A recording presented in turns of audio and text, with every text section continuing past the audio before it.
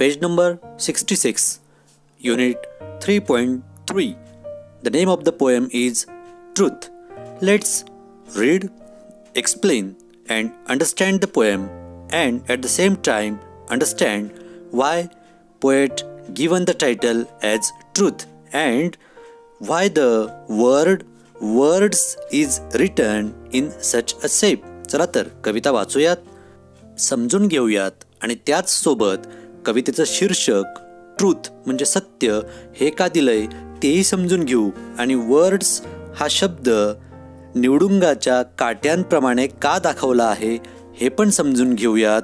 And at the same time what message is given through the poem that will also we going to understand and learn.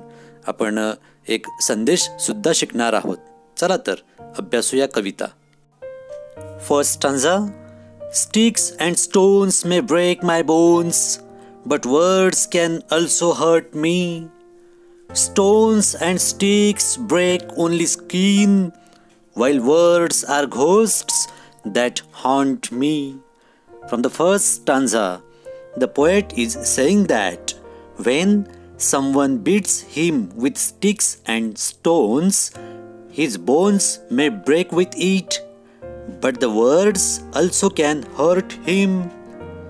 At the same time, he is saying that sticks and stones only break his skin, but words are like ghosts haunt him. They root deep in the heart and remember again and again with more pain every time. थोडक्यात दगड आणि काठ्यांनी शारीरिक इजा होऊ शकते कदाचित, परंतु शब्द मात्र हृदयावर खोलवर आघात करतात अगदी भूतांसारखा, आणि ते पुन्हा पुन्हा आठवतात आणि प्रत्येक वेळी जास्त यातना आणि दुःख निर्माण करतात असं कवीला या ठिकाणी म्हणायचं आहे. Next stanza. Slant and curved the fall word sorts to pierce and stick inside me. Bats and bricks may etch through bones, but words can mortify me. Here, poet wants to say that slant means ironical words, उपहासात्मक किंवा तिरकस शब्द. These ironical words are like the swords, and these words pierce and stick inside the heart. Bats and bricks can do harm to the bones and they can etch, but words make the poet feel ashamed and embarrassed. It means उपहासात्मक किंवा तिरकस शब्द आणि शब्द योजना तलवारीसारखी वार करून हृदयाचे तुकडे तुकडे करतात आणि त्या शब्दांनी मन अस्थिर होते. पुढे कवी म्हणतायत, फळ्या आणि विटांच्या माराने हाडांना वेदना होऊ शकतात कदाचित, परंतु शब्दांमुळे मात्र कवीला लाजिरवाणं आणि लज्जास्पद वाटतं असं कवी या ठिकाणी म्हणतायत.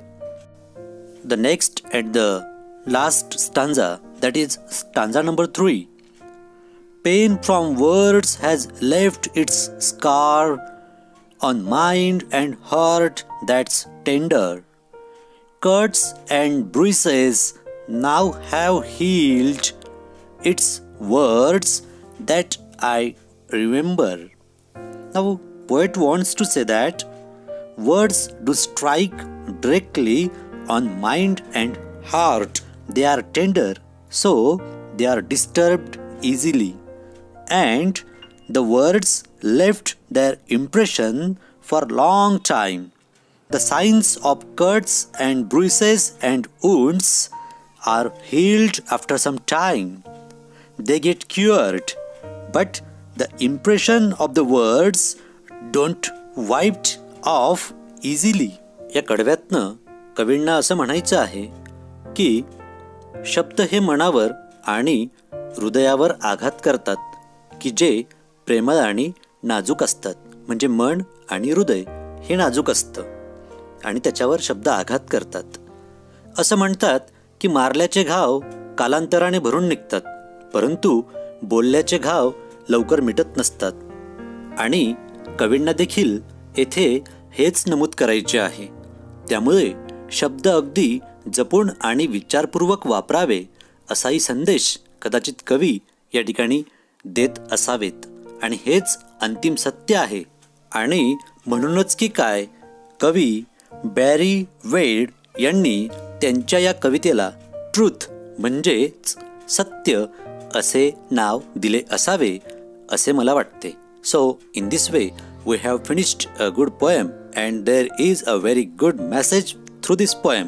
अतिशय छान कविता आपण इथं अभ्यासली आणि एक चांगला संदेश की जो आपण आयुष्यभर फॉलो केला तर निश्चितच चांगलं होईल असा संदेश या कवितेतनं आपल्याला कवींनी दिलेला आहे.